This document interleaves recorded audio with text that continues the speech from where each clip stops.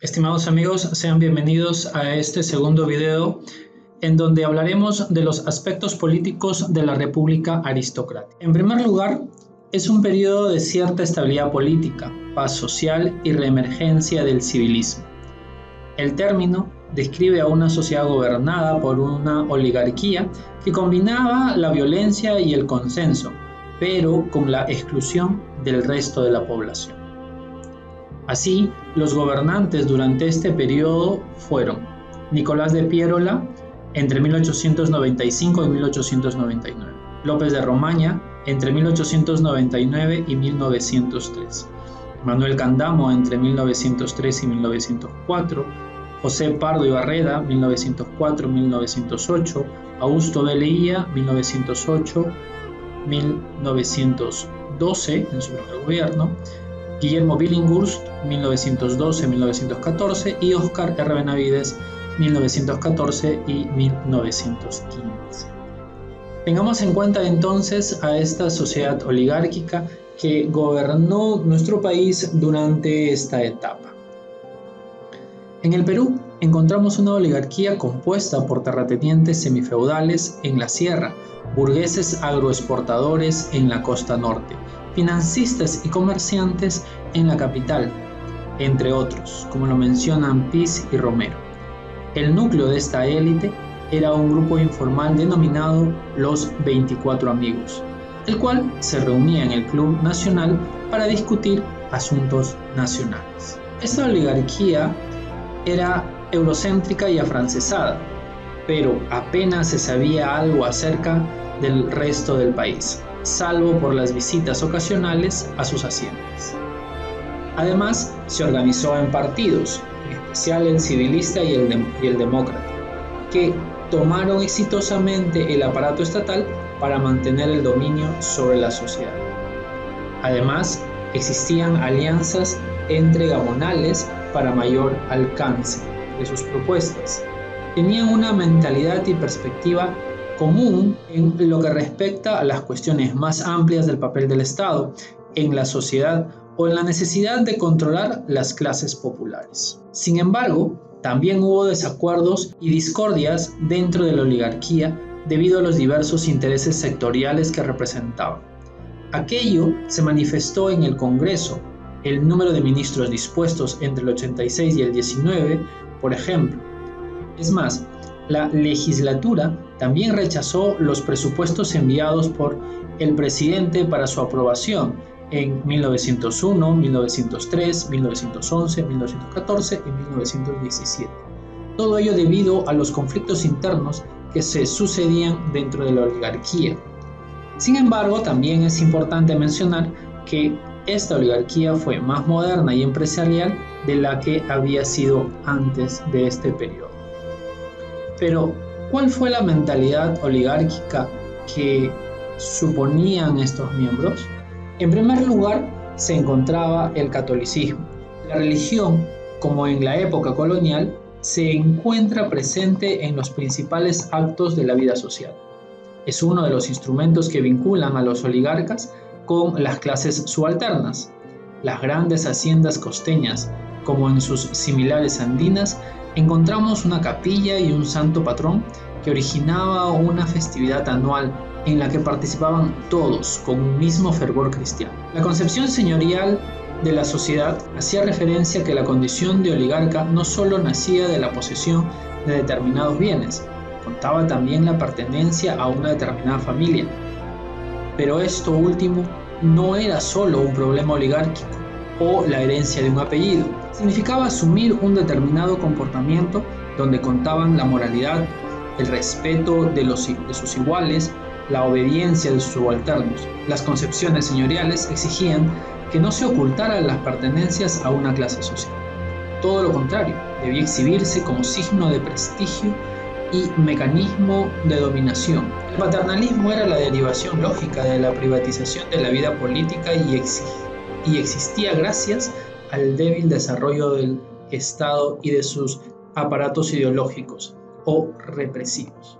Expresaba de una manera muy evidente el lugar privilegiado que tenían las relaciones personales que posibilitaban la comunicación entre el propietario y sus trabajadores, impidiendo, paralelamente, la comunicación en la base. En otras palabras, lo que Julio Kotler ha denominado el triángulo sin base, es decir, la comunicación de arriba hacia abajo y no entre los de abajo. El paternalismo, aunque parezca contradictorio, en una primera impresión, era acompañado por el racismo. El poder omnímodo del propietario era dirigir la empresa y administrar justicia. Esto exigía admitir su superioridad y la condición inferior del indio.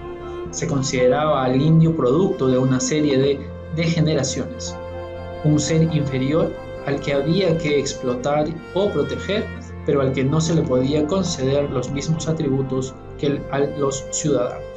De hecho, el analfabetismo ayudaba a justificar su completa marginación de la vida política. La familia fue la cédula central de la sociedad oligárquica. Todavía persistían elementos de la familia extensa. Las alianzas matrimoniales eran un mecanismo que aseguraba la pertenencia a una clase social. Al igual que la nobleza colonial, la oligarquía tuvo rasgos endogámicos. Es por eso que los matrimonios eran cuidadosamente sopesados y nacían luego de un prolongado noviazgo, en el que era decisiva la voluntad de los padres. La intolerancia y la fuerte tendencia represiva de la oligarquía mostraba los temores de una clase que se sabía numéricamente reducida, con un poderío económico solo aparente, rodeada de una masa indígena y campesina a la que despreciaban para ocultar el temor que los asediaba. Además, la oligarquía terminó construyendo, para difundirla luego a otras capas sociales, una imagen mitificada de la historia peruana, en la que se exaltaban los elementos hispánicos por ser occidentales y cristianos, mientras se disminuía, menospreciaba o en todo caso se omitía la tradición indígena. Para ellos, el proceso histórico peruano aparecía nítidamente definido, la nación existía. El Perú era una unidad en cierta manera. Ellos eran el Perú, así lo creyeron. Hablemos ahora de la reemergencia del civilismo. La República aristocrática se caracterizó por la continuidad de gobiernos dirigidos por representantes del Partido Civil. El partido revivió después de la Guerra del Pacífico, gracias a la evolución favorable de la economía mundial y a la vitalidad de su proyecto modernizador. Sus miembros fueron abogados, profesores universitarios, propietarios de haciendas, empresarios y grandes comerciantes.